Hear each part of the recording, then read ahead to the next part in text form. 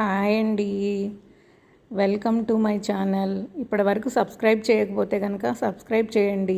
శ్రీరామనవమి రోజు గుమ్మానికి ఇలా తోరణాలు కట్టుకున్నానండి. గుమ్మం ముందేమో చిన్న ముగ్గేసుకున్నాను. నా ముగ్గు బాగుందా?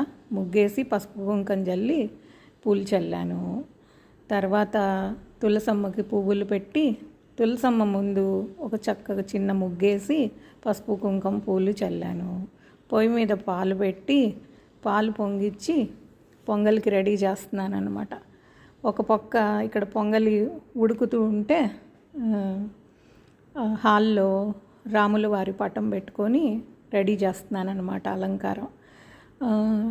మామూలు పూజ అయితే పూజ గదిలో చేసుకుంటా. ఇలా స్పెషల్ పూజలు అయితే కనుక హాల్లో ఇలా పీఠంలాగా ఏర్పాటు చేసుకొని చేస్తానండి. ఆ దండ నేనే గుచ్చా, బాగుందా?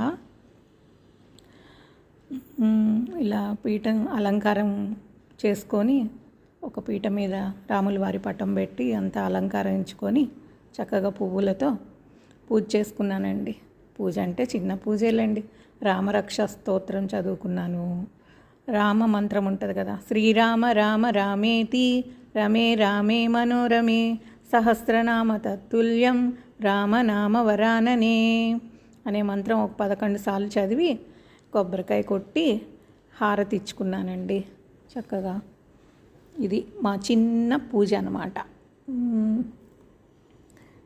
మా పూజ నచ్చిందా అండి మీకు? ఇవేనండి కబుర్లు.